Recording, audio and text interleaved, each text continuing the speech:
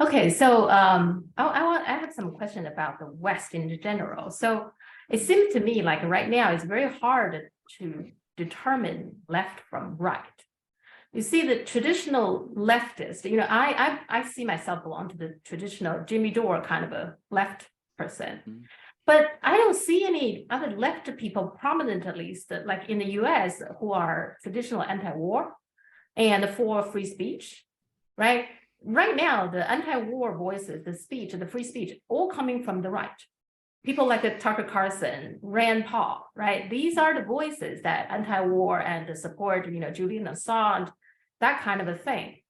And it's people like Mark Warner, the senator from Virginia. He's the one who initiated this Restriction Act, which is pretty much everything against the First Amendment. From my reading, it's a terrible act, legislation. But seems to me like, even though you don't hear much right now, but it sounds to me like they are going to pass one form or another, some kind of way of restricting something. And that's Mark Warner is a Democrat. I met him a few times. But anyway, so I feel like is that also the same is going on in UK and in Europe in general? Like, what exactly is the Green Party doing, right? And all those sort of things. So do you think in the West right now there is some kind of a political realignment going on? I want to see. Well, I think you've touched on the single greatest change that there has been in the left over the in the West over the last 30 years, which is the collapse, the disappearance of the left, and it is something of a mystery. One of the reasons why it is a mystery is that there is no real admission that it has happened.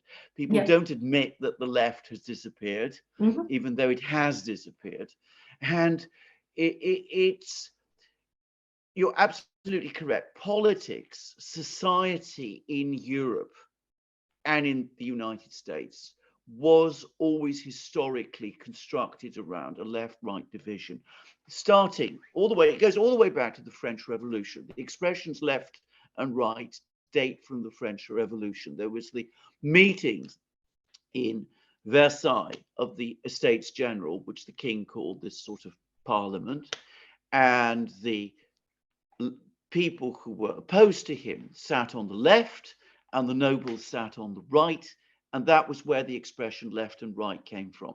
And over time, a whole series of political ideas became associated with the left: intervention in the economy, concern for social justice, anti-imperialism, all those kind of things, and concern for civil liberties, because the people who tended to support the left were from the lower demographic classes, and they were the people who perhaps needed most to have their civil liberties protected. Anyway, that all became associated with the left, and the right had different policies: laissez-faire economics, concern for protection, private property rights, a more, one should say, sometimes a more authoritarian approach to political debate as well. And then in the 1990s, very mysteriously, that all shattered. It ended both in the United States with the Clinton period, when Clinton talked about triangulation.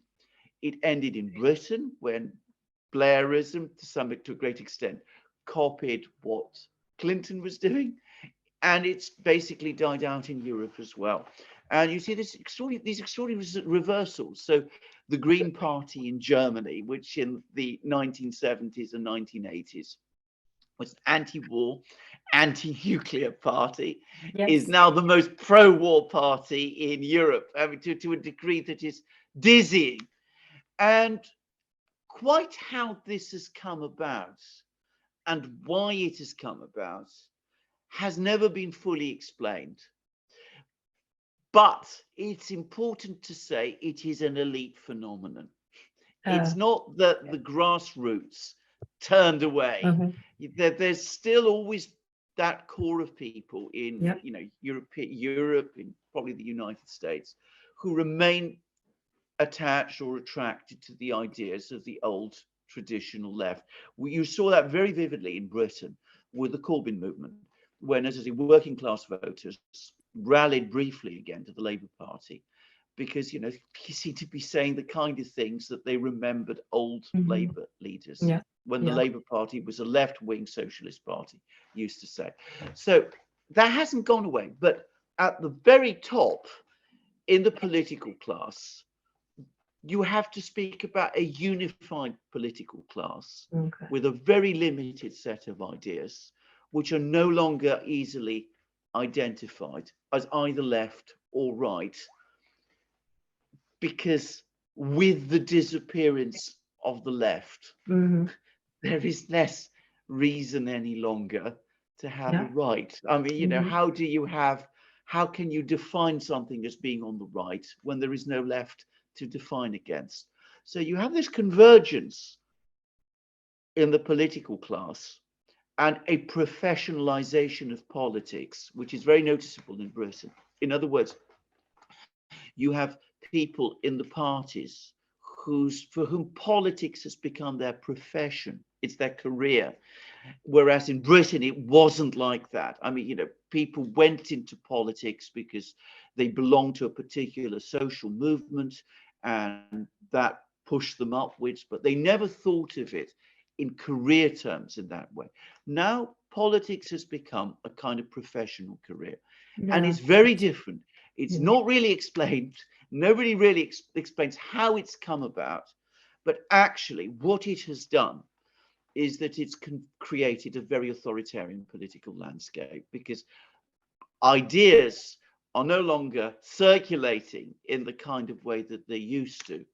And the fact that it pretends to be the old system, because we still have, parties with the old names, but they all agree with each other about everything.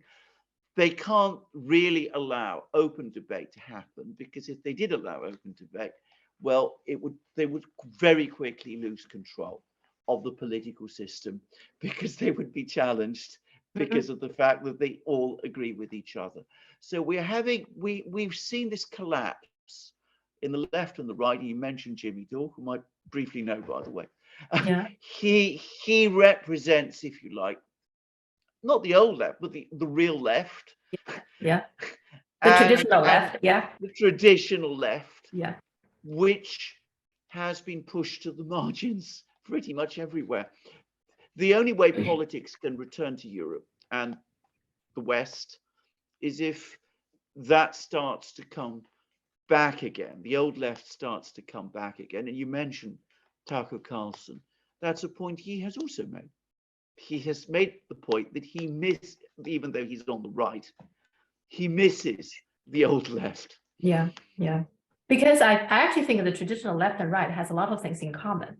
It's they both care about the masses, the lower middle class, and I actually think both sides, the traditional classic left and right, actually on that point, I actually think they both do. They just have different approaches, right? How to solve that problem, but fundamentally they care. Right now, the ruling class doesn't care. That's exactly. Because the old parties, the old left and the old right, were rooted in society. They were social movements.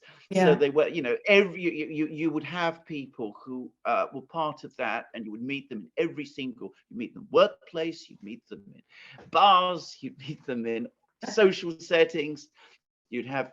Now it isn't like that, because with the very professional politics that we have today, politics is entirely a factional issue within the elite.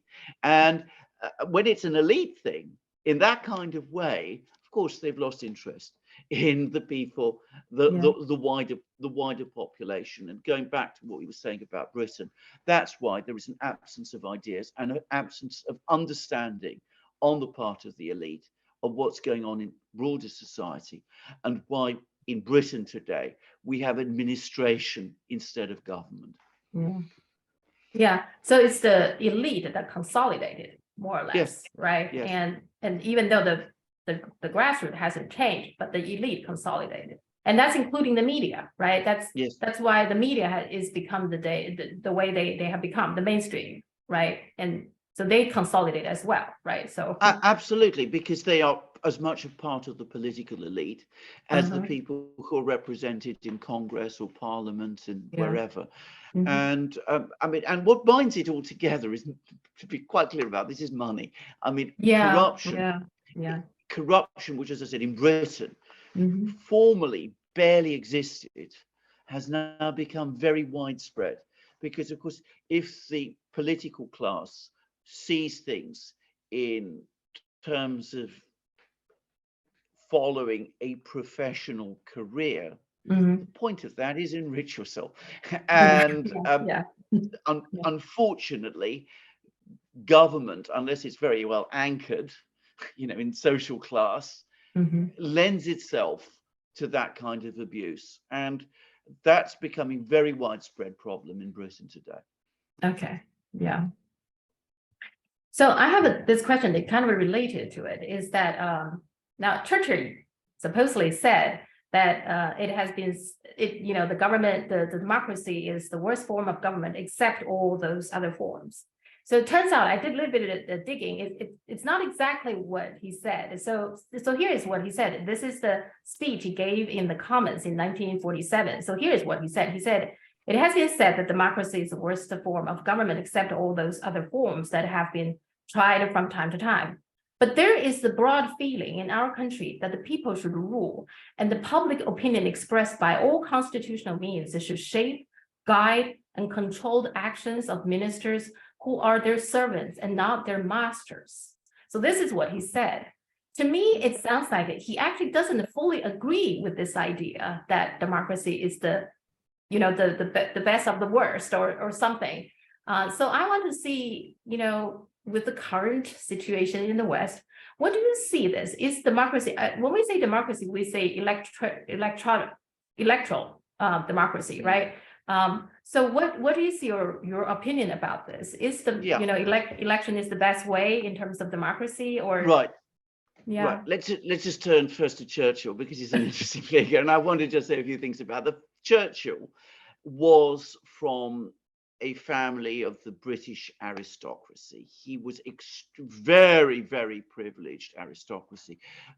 He belonged to that small group of families which in the 18th and 19th century had basically run Britain and run the empire. He was a committed imperialist, and he was somebody who was very, very committed to preserving the British Empire, and at the center and core of the empire, preserving the position of his particular class, his aristocratic class.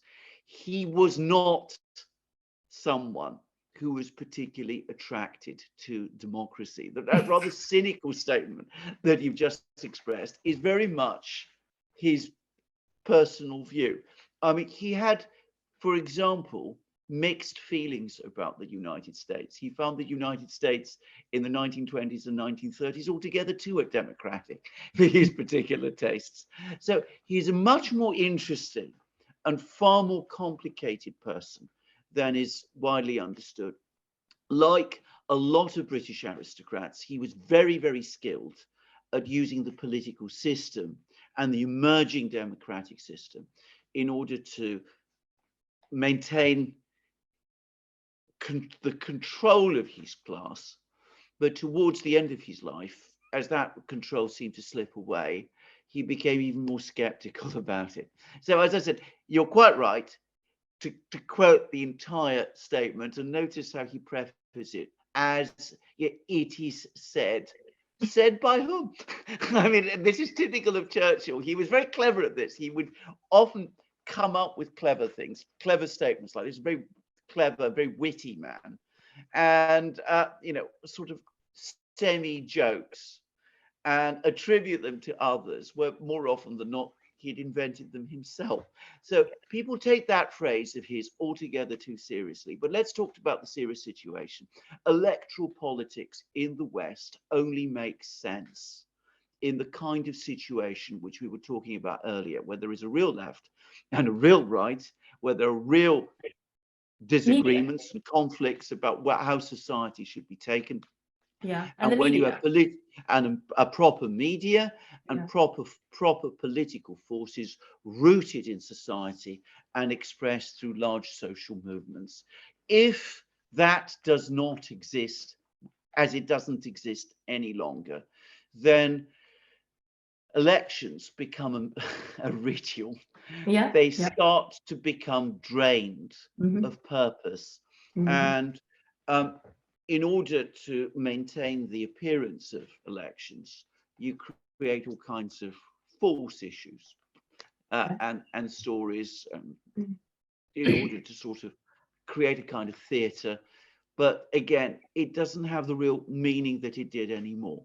So I think if you were talking about the West in, say, 1960, at that time, you could talk about the West, you could talk about the West and talk about an electoral democracy. And there was some truth to it. I mean, it's never as true as people in the West pretended, but there was some truth to it. Today, there is far less truth to that anymore. We still have on the fringes of our political system elements of free discussion or freer discussion as a legacy of that former time. But the political class that controls the public conversation and controls the media uh, are trying to restrict that all the time.